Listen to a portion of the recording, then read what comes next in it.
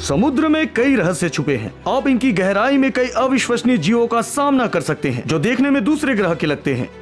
एक विशाल जेलीफिश, एक रहस्यमय भूत कीड़ा, एक विशाल स्क्विड और कई अन्य। ये है स्मार्ट पिज्जा और इस एपिसोड में आप दुनिया के सबसे बड़े और अविश्वसनीय जीव देखेंगे। तो चलिए चलते हैं। Phantom jellyfish.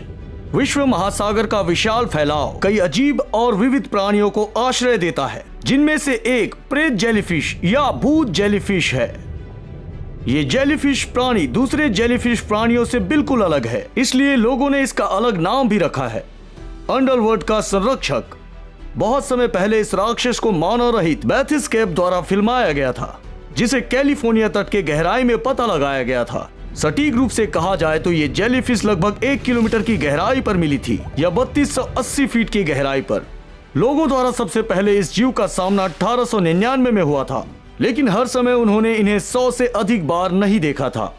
और इस तथ्य के बावजूद कि गोश्त जेलीफिश दुनिया में मौजूद सबसे बड़े जेलीफिश में से एक है। शोधकर्ताओं के हिसाब से खोजे गए जीव के घंटी का आकार चौड़ाई लगभग 1 मीटर से अधिक थी और इनके रिबन जैसे दिखने वाले टेंटिकल्स 9 मीटर से भी अधिक लंबा था। इस जेलीफिश के अंगों में चुभने वाली कोशिकाएं नहीं पाई जाती है और वो डंक नहीं मारते शिकार को अपने मुंह तक खींच लेते हैं। अगर मैं शिकार की बात कर रहा हूँ तो मुझे ये जानना जरूरी है, सौभाग्य से ये राक्षस लोगों को बिल्कुल भी नहीं खाता है। इनके आहार में छोटी मछलियाँ और प्लैंक्टन होती है। हालांकि सिर्फ फैंटम जेलीफिश का आकार ही उसे समुद्री दुनिया का सबसे दिलचस्प निवासी नहीं बनाता, वहाँ एक तथाकथित एनिग्मेटिका भी है, दुनिया के सबसे दुर्लभ जेलीफिश में से एक, जो गहरे पानी पर काफी गहराई पर रहता है, इसलिए उन्हें कुछ ही लोग देख पाए हैं। इसकी खोज 1967 में हुई थी, लेकिन तब से इन्हें लोगों के द्वारा कुछ ही बार देखा गया है। बेशक इतना कम डेटा के साथ इस जीव का अध्ययन करना संभव नहीं है, पर वैज्ञानिकों ने फिर भी कुछ सिद्धांत सामने रखे। उदाहरण के लिए एक शिकार के बारे में उन्होंने कहा कि जेलीफिश में गुप्त शैली होने की संभावना है, यानी ये अपने आप को छिपा लेता है, एक जाल का रूप लेकर, और किसी के पास आने का इंतजार करता है, और जैसे ही कोई जीव इसके करीब आता है ये जेलीफिश उसे खुद पर समेट लेता है और उन्हें घेर कर चलने फिरने या गति करने से रोक देता है। इस सिद्धांत का एक और पक्ष है कि इस प्राणी में बायोल्यूमिनेसिस नहीं पाया जाता है, इसलिए वो अंधेरे में चमकता नहीं है। इसी कारण से कोई गहरे पानी का निवासी जीव जिसके माथे में फ्लैशलाइट लगा हो, इससे भी वो गुप्त और खतरनाक राक्षस का पता लगाने में सक्षम नहीं होंगे। ठीक है, जेलीफिश तो हो गया, पर इस प्राणी का क्या कहें? यह आपको क्या याद दिलाता है? सबसे पहले इस जानवर की उपस्थिति मुझे एक लंबे कर्टन की याद दिलाता है या फिर किसी अन्य कपड़े की बनी चीज का। हालांकि ऐसे विचार भ्रामक है, क्योंकि हमारे समक्ष एक जीवित प्राणी है, या यूं कहे पानी के नीचे एक कीड़ा है। ये क्षेत्र में पाया गया न्यूजीलैंड के, गहराई लगभग 10 मीटर थी, जो गहरा तो नहीं है। लोगों को इसे पहले ही खोज लेना चाहिए था, है ना? और इसीलिए ये कहानी कई विवादों का कारण बन गई। कुछ लोगों का मानना है कि ये हाल में ही बनी कृमि प्रजाति है, और कुछ लोग कहते हैं ये इतनी कम गहराई पर नहीं रहते। सबसे अधिक संभावना है प्रजाति का ये जीव बस कहीं खो गया और गलती से लोगों की नजर में आ गया। इसके व्यवहार को देखते हुए ये प्राणी पूरी तरह सुरक्षित है। चूंकि अब तक इसका पूरी तरह से अध्ययन नहीं किया गया है, इसलिए इसके संपर्क में ना आना ही बेहतर है। Giant squid. यदि ये कीड़ा नया है तो कुछ ऐसा जैसे लोगों ने कभी नहीं देखा। स्क्विड ऐसा प्राणी है जो मनुष्यों के लिए बिल्कुल स्वाभाविक है। हम अच्छे से जानते हैं ये कैसे दिखते हैं, ये क्या खाता है और क्या है। आप क्या करेंगे अगर आपका सामना सामान्य से 10 गुना बड़े स्क्विड से हो जाए? विली नीली। लेकिन इसका सामना करने के बाद डरावना विचार आपके मन में आने लगता है, जैसे अगर वो गुस्सा होकर किसी इंसान पर हमला करता है। सौभाग्य से ये मानव स्वभाव से अधिक नहीं है।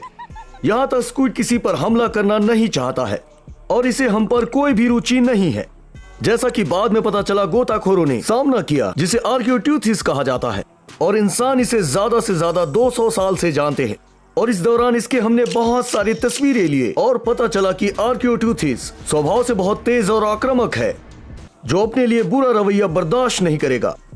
लोगों के द्वारा पाई गई इसकी अधिकतम लंबाई, जो अपने आप में एक रिकॉर्ड है, लगभग 16.5 मीटर से भी अधिक, और इसका वजन तो 250 किलोग्राम से भी ज्यादा है। इन विशाल सेल्फोपोड्स के आहार में गहरे समुद्र के मछलियों के साथ साथ स्क्विड्स के प्रजाति भी है।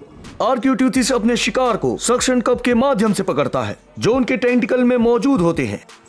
शिकार को पकड़ने के बाद ये स्क्विड से अपनी चोंच में भेजता है, जहां उसे छोटे दांतों से ढकी जीभ रेडुला द्वारा कुचल दिया जाता है। उसके बाद भोजन उसके ग्रास नली में चले जाता है। हम वेनम है जो आप अभी देख रहे हैं वो इटैलिक कैटफिश रियूनियन है।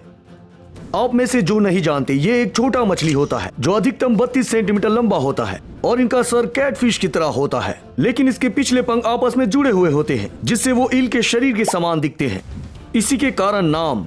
आप इन्हें मीठे और खरे पानी दोनों में देख सकते हैं। हालांकि मैं नहीं चाहूंगा कि कोई उनका सामना करे। तथ्य यह है कि इस प्रजाति के ज्यादातर युवा समूह में इकट्ठा होते हैं, जिसका मतलब वो अधिक सक्रिय, मजबूत और ताकतवर हैं।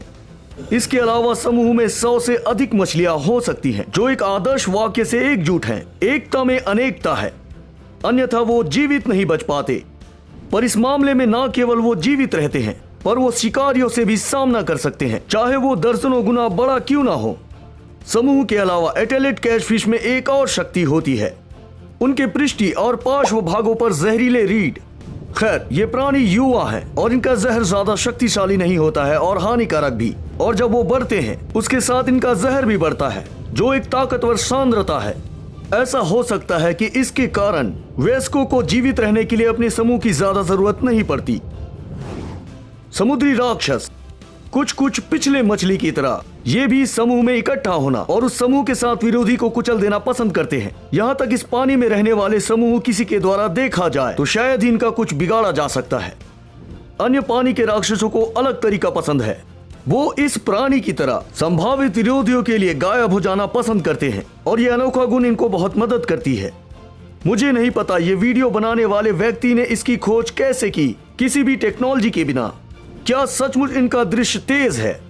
गोताखोर अक्सर ये भ्रमित होते हैं कि ये कोई पॉलीथीन या जेलीफिश है और इनका भोजन प्लैंक्टन होता है और लगभग कभी भी समूह में इकट्ठा नहीं होते। ये समझ सकते हैं कि इनका कोई उपयोग नहीं है। कुछ मछलियां और कछुए ही इन प्रजाति को खाती है। इस प्राणी का जेली शरीर सूरज की किरणों को अपवर्तित कर देता है और इससे इनको मदद मिलती है कि ये दूसरे समुद्री शिकारियों की नजर में ना आए। इस असामान्य प्राणी के लिए आपका क्या राय है? कमेंट में बताइए। जायंट मोरे, इसके बारे में आपने कभी सुना है? अगर नहीं तो आप किस्मत वाले हैं, क्योंकि आपका नींद खराब हो सकता है अगर आप इस खतरनाक प्राणी के बारे में जानेंगे। जायंट मोरे अपने प्रजाति का सबसे बड़ा प्राणी है, जो लगभग 3 मीटर तक लंबा हो सकता है और वजन लगभग 30 किलोग्राम तक। हालांकि इस प्राणी का मुख्य गुण इसका आकार बिल्कुल नहीं है। हाँ, ये बड़ा है, लेकिन इसका मुख्य गुण इसका आक्रामकता है। प्रकृति ने जायंट मोरे ईल को लड़ाई के लिए बिल्कुल सशक्त बनाया है। इस कारण ये किसी से नहीं डरते। इस विशाल ईल को कोई हलचल का एहसास होता है तो वो मेढ़े की तरह लक्ष्य की ओर सीधा चला जाता है और इससे उसे कोई फर्क नहीं पड़ता कि वो किसी छोटे या बड़े जीव से सामना कर रहा है। और इस प्राणी का मुख्य हथियार उनका नुकीला दांत होता है। इसके बिना वो कुछ नहीं कर सकते। हुक की आकार की सुइयां अंदर की ओर मुड़ी हुई होती है, जो शिकार को भागने से रोकती है। एक और बात, वो अपने दांतों को ब्रश नहीं करते हैं। इस कारण उनके दांतों में खतरनाक जीवाणु हो सकता है। लंबे समय से वैज्ञानिकों ने समझा कि ये जहरीला होता है, पर यह अलग तरह से काम करता है। जायंट मोरे ईल बहुत सारी सहजीवी रूपी बहुत हानिकारक जीवाणु अपने अंदर धारण करता है, जो उनकी दांतों में फंसा होता है और शिकार पर लग जाता है। शिकार को काटते समय वो हानिकारक जीवाणु उनके शरीर में चले जाता है और वो तेजी से बढ़ते हुए शिकार पर घाव बना देता है।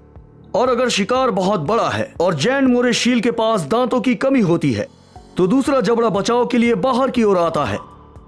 इस कारण से इस प्राणी की तुलना एक एलियन से की जाती है, जो कई मूवी में दिखाई जाती है। जब गोताखोर परीक्षण करने के लिए समुद्र के अंदर तैरते हैं तो इनका व्यवहार उन्हें पता होता है। और जरा सोचिए ये कितना खतरनाक हो सकता है। जैसे इसके ऊपर हमला किया गया एक जायंट मोरे ईल के द्वारा, जो रुकने का नाम ही नहीं लेता है। सौभाग्य से सब कुछ ठीक है। अगर मैं होता तो इसके बाद अपना पेशा बदल देता।